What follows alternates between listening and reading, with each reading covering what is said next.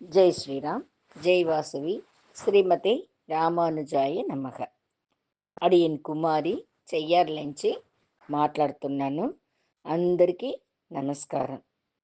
మనం వారం తిరుక్కోళూర్ పెన్ పిళ్ళై రహస్యం అట్లాన్ని మహావాక్యంలోంచి ఒక్కొక్క భక్తர்கள்గా చూస్తా వస్తాండం. ఆ వరుస క్రమంలో ఇంతవరకు 44 భక్తர்கள் కథల్ని మనం చూసిమి. వాళ్ళోட భక్తి వైభవాన్ని తెలుసుకుంటిమి. ఈ వారం 45వ వారం. 45వ వారంగా రామానుజர் దగ్గర ఆ பெண் பிள்ளை வைத்த இடத்தில் இருந்தேனோ வரதனை போலே, వైத்த இடத்தில் இருந்தేనో భరదனை పోలే అట్లా నేను మహావాక్యాన్ని చెప్తారు.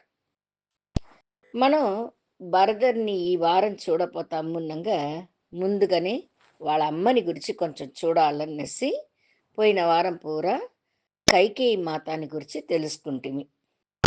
కైకేయి మాత ఎంత మించిన ఉత్తమరాలు, ఎట్లా మించిన పழிని ఏర్చుకొని లోకమంతా ఆమెని తూట్రితే కూడా రామ కైంకర్యం, రామ సేవ, రాముడికి మనం చేయవలసిన కడమ అని తలిచి ఆ పழிని ఏర్చుకుని అంత పెద్ద పనిని ఆయమ్మ చేస్తారు.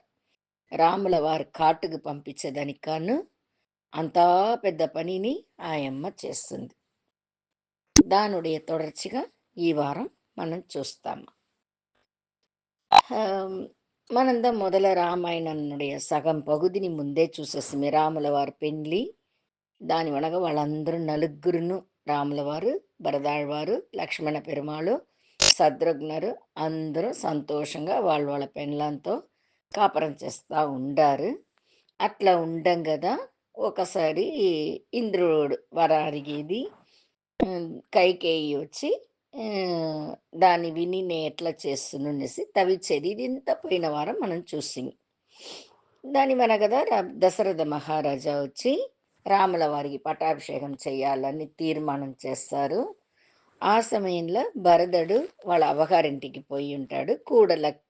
కూడా శత్రుఘ్నరును పోయి ఉంటారు. ఈ మరింత ఉండంగా ఆ యమ్మనుடைய వరంని వినేసి దశరథర్ అట్లని మయంగి పడిపోతారు. ఆమె అడిగిన దానికోసం నువ్వు అడిగిన 2 వారం ఇస్తిమీనేసిను చెప్పేస్తారు. రాముల వారు వచ్చి ఆశీర్వాదం తీసుకొని వస్తారు. అప్పుడు కైకేయి మాత దశరథ రాజు ఈ మారి చెప్పినారు, మీ నాయన నువ్వు 14 ఏండ్లు వనవాసం పోవాలా, భరతుడిదా ఈ రాజ్యాంగాన్ని ఆక్షి చేయాలని చెప్పిండారంట. అట్లనే కానిమా అనేసి కైకేయి మాతకు నమస్కారం చేసేసి అక్కడి నుంచి అట్లనే బయలుదేరేస్తారు రాములవారు. రాములవారు కూడా లక్ష్మణును సీతమ్మను బయలుదేరేస్తారు. వాళ్ళు బయలుదేరిన వెనక దశరథ రాజుకు కొంచెం ఒళ్ళు దాసి అయిపోతుంది. కనుక భరతుడిని వాళ్ళ అవ్వగారింట్లోంచి భరతుడు శత్రుఘ్న ఇద్దరిని పిలిచిని వచ్చేస్తారు. వాళ్ళు వచ్చేంతలోకనే రాజు పడిపోతారు. దాని వెనక ఆయన పనులంతా అయిపోతుంది. ఇంతవరకు మనం పోయిన వారమే చూసిమి.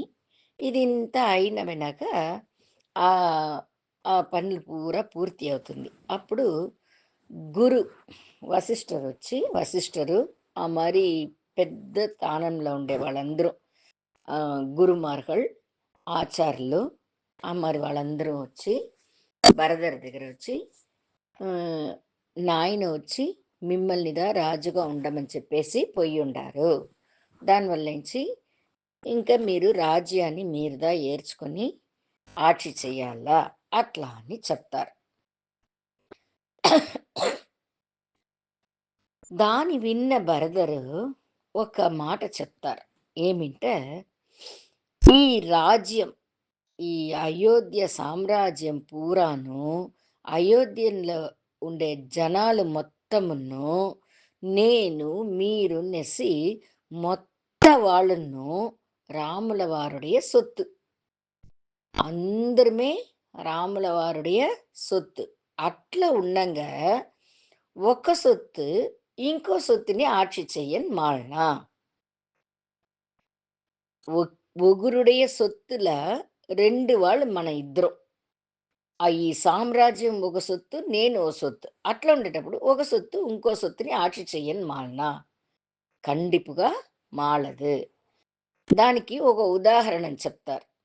ఏమి అట్లానంటే ఇదింత ఆచార్యులు చెప్తారు.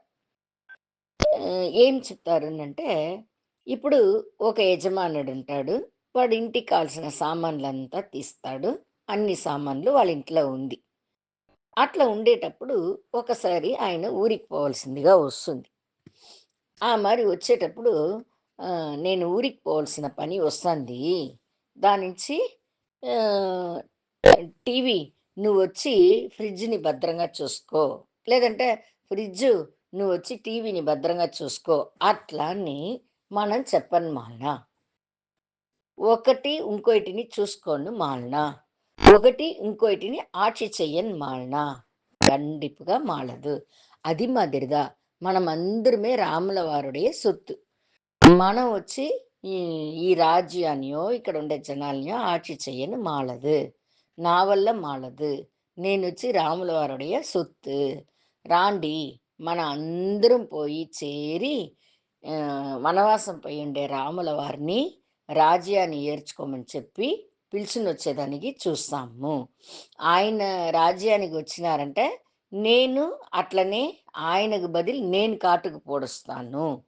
నేను 14 ఏండ్లు వనవాసం చేసేసి వస్తాను. అట్లా అని చెప్పేసి అయోధ్య జనాలు, ఆచార్యులు, గురుమార్లు, వాళ్ళ అమ్మ, పెద్దమ్మ, పిన్ని అందరూ మొత్త జనాలు పడయోడ చేరి అందరంగా రాముల వారిని పిలిచినొచ్చేదానికి పోతారు. ఆ వేళకు రాముల వారు చిత్రకూటంలో ఉండారు. చిత్రకూటంలో ఉండే ఆయన్ని పిలిచేదానికి పడైతో వీళ్ళు పోతారు. పోతే ఒక నలుగురు వాళ్ళు పోతేనే సర్దొచ్చును. ఇంత పెద్ద జనం పూరా అయోధ్య జనం పూరా పోతుందంటే ఎంత సద్దు వచ్చును. ఆ సద్దుని వినేసి చిత్రకూటంలో ఉండే లక్ష్మణుడొచ్చి అక్కడ ఉండే పెద్ద చెట్టు పైకెక్కి ఏం నడుస్తుంది అనేసి చూస్తారు. మరి చూస్తే భరతుడు ముందుగా వస్తాడు. వాడు వెనకాల అయోధ్య పూరా వస్తాంది. పడైగలంతా తిరండొస్తాంది. దాన్ని చూసిందనే వాడికి ఒక భయం వస్తుంది. భయం కాదు, ఒక కోపం వస్తుంది. ఈ భరతుడు "అన్నా రామన్న, ఈ భరతుడు రాజ్యందా మనం నువ్వు ఎత్తుకో" చెప్పేసి వచ్చేసింది కదా! అప్పుడు కూడా సమాధానమైనాడా చూడునా, వాడు మనకు కూడా జగడం వేస్తదనికా నువ్వు వస్తా ఉండాడునా, పడై పూరా వస్తాంది. మీరును సీతమ్మను మీరు లోల పోయి ఉండండి. వాళ్ళనింత నేను చూసుకుంటాను. ఉంటేను భరతుడు ఈ మారింత ఉండకూడదు. నిండా మోసంగా ఉంటాడు అని తెలియనే లేదు నేను అన్న. అట్లని వాడిని తిడతారు. అప్పుడు లక్ష్మణుడి దగ్గర లేదు లక్ష్మణ, ఆ మారి కాదు భరతుడు. వాడు మనమల్ని పిలుచుకోపోయేదానికిదా వస్తాడు అట్లా అంటారు. అన్నా మీరందరినీ మిమ్మల్ని మరే తలుస్తారనా? కైకేయి మాతని మనం ఇంతవరకు ఈ మారి తలిచుంటుమా? ఆమె ఎంత మాటలు మాట్లాడేసింది మిమ్మల్ని. ఆ మాదిరి వాళ్ళ కొడుకు మట్టుం ఎట్లన్నా మంచి వాళ్ళుగా ఉంటరు. ఉండరునా. మీరుదా అట్లా తలుస్తారు. భరతన్న వాళ్ళ వచ్చి ఆ మారి కాదు. మనకు కూడా జగడం వేస్తదని దా వస్తారని పైగా చెప్తారు. అప్పుడు రాముల వారికి కోపం వచ్చేస్తుంది. "నువ్వు కొంచెం గమ్మునుంటావా లక్ష్మణ? నా మాట వింటావా?" అట్లా అని కోపం చేసినవనగా లక్ష్మణుడొచ్చి మన్నించండి ననేసి అమైది అయిపోతారు. ఇదింత నడిచేంతలో భరతాళ్వారుని వాళ్ళ పడైతో అందరూ ఇక్కడ వచ్చేస్తారు. వచ్చిన ఆయన రాముల వారికి, సీతమ్మకు అందరికీ నమస్కారం చేసుకుంటారు. చేసునేసి ఆహ్, "అన్నా మీరొచ్చి రాజ్యం ఏర్చుకోండి. మీకు బదులు నేను 14 ఏండ్లు వనవాసం పోతాను. మీరుదా రాజ్య పరిపాలన చెయ్యాలా? నే రాజ్యం ఆళకూడదు. నాకా తగుది లేదు. ఇది మీ సొత్తుదాన్నా. మీరుదా వచ్చి రాజ్యం ఏర్చుకొని చెయ్యాలనేసి ఏడుస్తాడు. ఈ భరதருடைய குணம் ఏమింటే, అట్లా మించిన ఒక సిறந்த అడియార్. అంత ఒక పాసం. రాముల వారి పైగా ఇంత అంత పాసంనెస్ లేదు. అంత ఒక పాసం. ఆయనకి ఎట్లంటే రామర్ ఏమి చెప్తానో అది వింట్రు. దానికి మరు మాటనే లేదు. ఇప్పుడు లక్ష్మణర్ ఏం చెప్పినారు పోయిన కొంతసేపు ముందు చూసింది కదా! లేదునా మీరందరిని మంచివాళ్ళుగా తలుస్తారు. అంటే భరతుడు ఆ మారి కాదు. మనతో జగడం వేసేదనిదా వస్తాడు అనేసి వాళ్ళ మనసులో ఉండేది చెప్తారు. కోపం వచ్చును. అంటే భరతుడికి కోపము రాదు. ఎది ఎదిరించి మాట్లాడు. అన్న ఏమి చెప్తే దాన్ని వినే ఒక బిడ్డదా భరదాళ్వారు. అట్లనే వాళ్ళ అన్న వచ్చి, "అన్న దగ్గర మీరు రాండి, మీ రాజ్యం ఏర్చుకోండి" అని చెప్తే, "లేదు భరదా, నే రాజ్యం ఏర్చుకోను. ఇప్పుడు నాయన చెప్పిన మాటదా నేను వినాలా. 14 ఏండ్లు నేను వనవాసం పొయ్యే కావాలా. దానివల్లేంచి నువ్వు రాజ్యాన్ని ఏర్చుకొని నువ్వు చూసుకోను. అది మీ సొత్తు నే ఎత్తుకోను అట్లా అంటాడు భరతుడు. అప్పుడు రాముల వారేం చెప్తారు, "నువ్వు ఏది చెప్తే వినలేదు కదా! దానించి ఇప్పుడు నేను చెప్పే మాట విను. ఈ 14 ఏండ్లు నువ్వు రాజ్య పరిపాలన చేసుకో. నేను వనవాసమంతా 14 ఏండ్లు పూర్తి అయినవనగ వచ్చి రాజ్యం ఏర్చుకుంటాను. అప్పుడు నాయన మాటను సరిగ్గా పోనీ. నీ ఒక ఆశ మాదిరి నేనే వచ్చి రాజ్యమును ఏర్చుకుంటున్నా. అంతవరకు మట్టుకు నువ్వు పరిపాలన చెయ్యి" అంట. అప్పుడు ఆయనకు ఇష్టమే లేదు భరద్వాజ సరేనా! మీరు చెప్పిన మారే చేస్తున్నా. ఆయనకిష్టం లేకపోయినా ఒక్క మాట కూడా ఆయన్ని ఎదిరిచ్చో, ఇట్లా కాదు, అట్ట కాదని ఏమి మాట్లాడలే. సరేనా! అట్లా అని చెప్పేస్తారు రాముల వారి దగ్గర. చెప్పేసి ఒకటే అడుగుతారు. "అన్నా నాకు మీ పాదుకలు కావాలా?" అట్లా అని అడుగుతారు. దానికేమి ఇందనేసి రాముల వారు ఆ పాదుకైకల్ని ఆయనకు తీసి ఇచ్చేస్తారు. ఇప్పుడు ఇదింతా ఒక పక్క ఉంటుంది. దీనికి ఒక్క నిమిషం నడువులో వేరే విషయం మాట్లాడేసి మళ్ళీ దీనికొస్తాము. ఈయన రాజాంగంలోంచి పడైగళ్ళు, అమ్మా, నాయన వాళ్ళు, గురుమార్గలు అందరినీ పిలుచుకొని రాముల వారిని చూసేదానికొస్తారు కదా! అప్పుడు అయోధ్య జనాలు ఎంతా వాళ్ళు భరధర్‌ని తూట్రుతారు, తిడతారు. వీడంతా ఒక మనిషియా? ఎంత వేషం వేసినాడు ఇంత దినాలుగా? వాళ్ళమ్మ వీడి కోసందనే రాజ్యం అడిగింది. అప్పుడు వీడికి తెలియకుండానా వీడు బాగా వేషం వేస్తాడు. మంచివాడు మరి నడుచుకుంటాడు, నడుచుతాడు. ఇప్పుడు కూడా పోయి ఒకవేళ జగడం వేస్తే వేస్తుడు. అట్లా లేదునంటే వీడు పోయి కొంచెం దినాలు మంచివాడు మరి నడిచేసి, కొంచెం దినాలే రాజాంగం చేసే మారి చేసేసి, దాని వనగ మొత్తాన్ని వీడే ఎత్తునేస్తుడు. రాముల వారికి ఇయ్యకుండా ఏమారుస్తుడు. అట్లని వాళ్ళు నోటికొచ్చిన మాదిరి మాట్లాడతారు. అయినా పరదాడవారు దేని మనసులో వేసుకోలే. ఈ చెవుల్లో తీసినారు, ఆ చెవుల్లో విడిచేసినారు. ఆయన బాటికి పోతారు. లక్ష్మణుడు కూడా జగడం వేసేదానిదా వస్తారని తలిచినారు. దానివనగా వచ్చినవనగదా, "అన్నా మీరు రాజ్యం మీది, మీరు ఏడ్చుకోండి" అనేసి భరద్వాజవారు చెప్పేదాన్ని వినంగా లక్ష్మణుడికి అట్లనే తారతారగా కంట్ల నీళ్ళొస్తుంది. ఎంత మంచివాడు ఈ భరతుడు, మనం ఎంత అవసరపడి మాట్లాడేసిమి అనేసి రాముల వారి పాదాన్ని అద్ది నమస్కారం చేసుకుంటారు. "నన్ను మన్నించండి నేను తప్పుగా తలిచేసిన భరతుడిని" అట్లా అని చెప్పి అడుక్కుంటారంట. ఇదింత నడుస్తుంది. భరదరొచ్చి అంత ఒక పవిత్రంగా, అంత ఒక మంచి మనసుతో, అంత ఒక భాగవతుడు ఆయన. రాముల వారంటే అంత ప్రాణం. ఈ రామాయణంలో ఒక ముఖ్యమైన విషయం ఏమింటే, పొదువుగా లోకంలో అందరమే రాజ్యానికని జగడాలు వేసుకుంటారు. అన్న తమ్ముళ్ళు, ఎదిరి రాజ్యాల వాళ్ళు, ఇట్లా ఓరోరు ఆ రాజ్యాని కోసం జగడాలు, ప్రచనలు అట్లా పోను. అంటే ఈ నలుగురు అన్నల తమ్ముళ్ళు రామర్, భరదర్, లక్ష్మణర్, శత్రుఘ్నర్ నలుగురుమే నాకు రాజ్యమొద్దు, నీకు రాజ్యమొద్దు, నీకు రాజ్యమొద్దు, నాకు రాజ్యమొద్దు అనేసి రాజ్యం నాకు వద్దు వద్దు అని చెప్పిన మొత్తమే ఈ రామాయణంలదా. ఈ నలుగురు అన్నల తమ్ముళ్ళదా రాజ్యమే వద్దు వద్దు అని చెప్పిన వాళ్ళు వీళ్ళంతా. ఇంతను నడుస్తుంది. ఆయన పాదుకైకల్ని తీసుకుంటారు. ఆనక ఆ పాదుకైగల్ని తీసుకుని ఆహ్, ఈయన అయోధ్యకి తిరిగి వస్తారు. అక్కడ ఏమవుతుందంటే చిత్రకూటంలో ఉన్న రాముల వారు దాని వనగా తిరిగి ఇంకా వనవాసం పోయేదానికి ఆరంభిస్తారు. ఈయన పాదుగై తీసుకొని వస్తారు కదా! ఈయన అయోధ్య లోపల పోలే.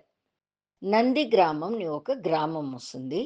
ఆ గ్రామంలో అయోధ్యలోంచి రాజాంగ రాజులు కూర్చునే ఆ సింహాసనాన్ని తెప్పించి, ఆ సింహాసనం పైగా ఈ పాదుకైగల్ని పెట్టి, పాదుకైకి పట్టాభిషేకం చేస్తారు.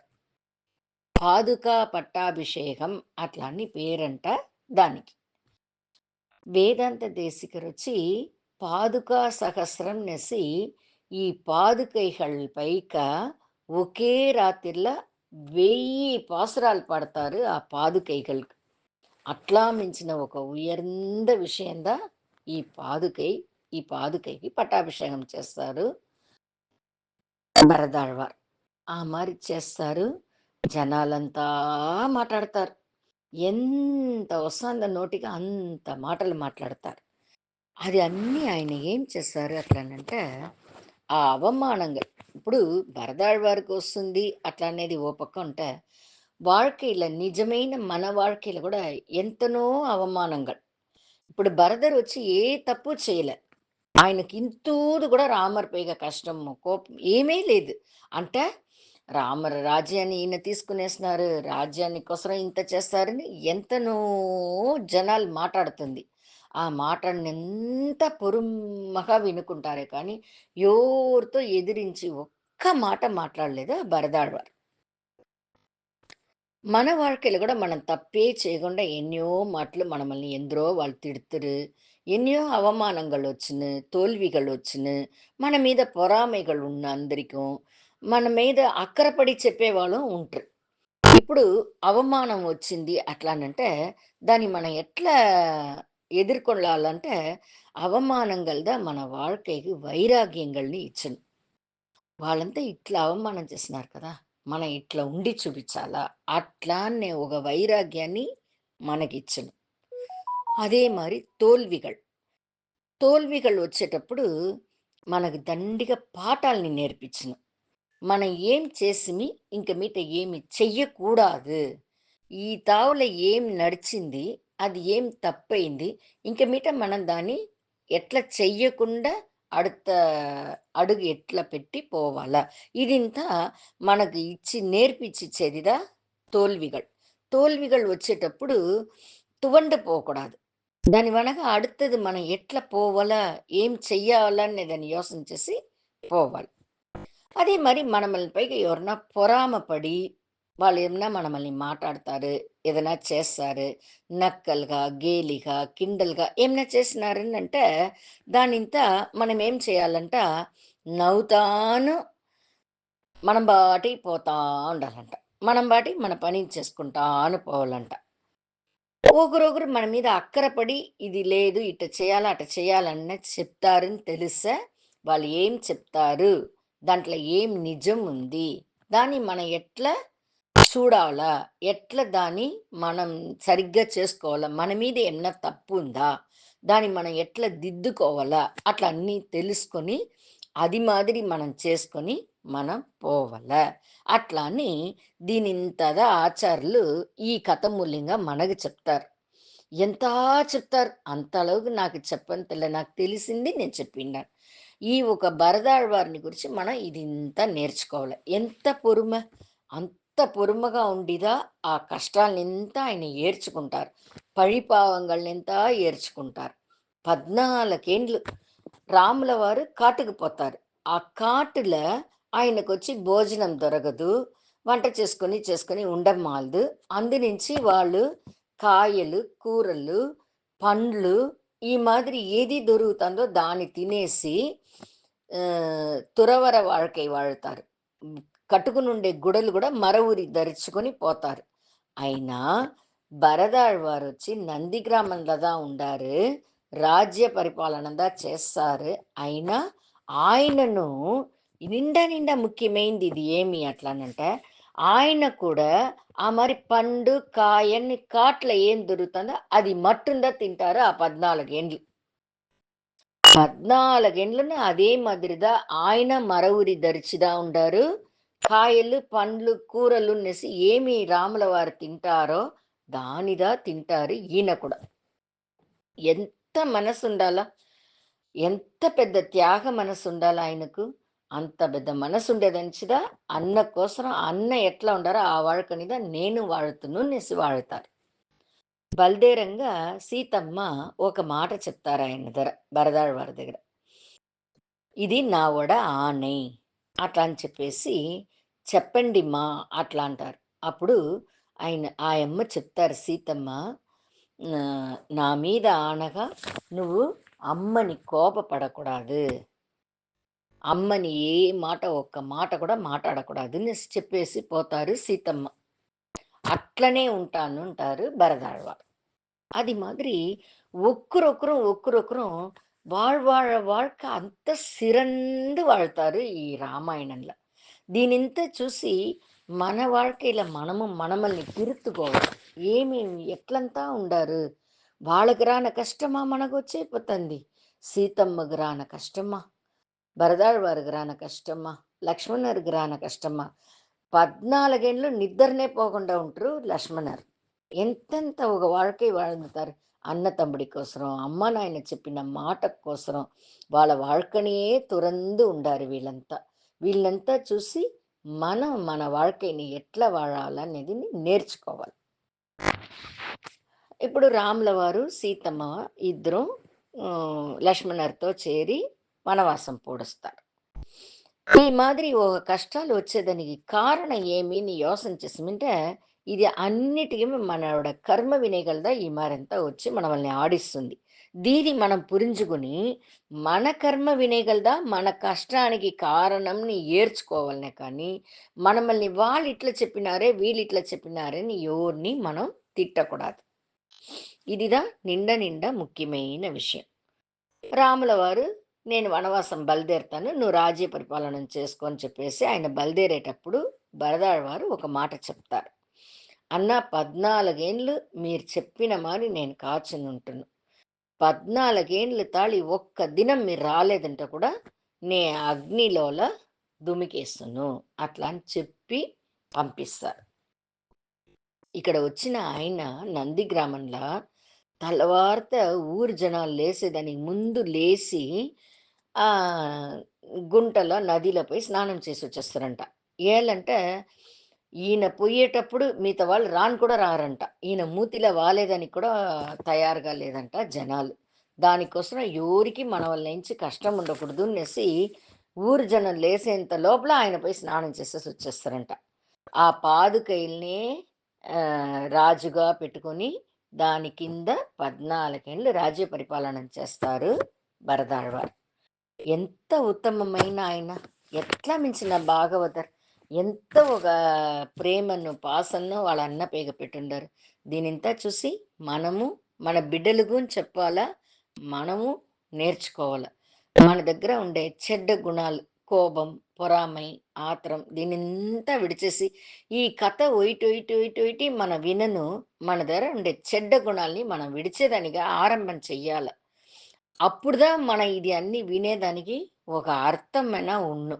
పొరామ ఉండకూడదు జనాల పైగా, కోపం రాకూడదు, ఆత్రం రాకూడదు. మన తప్పులకు కారణం మనందా అట్లా అనేదాన్ని మనం పురించుకున్న ఆరంభించమంటే ఎదిరిపైగా మనకి ఎప్పుడుమే కోపం రాదు. ఎవరిపైగా కోపం రాదు.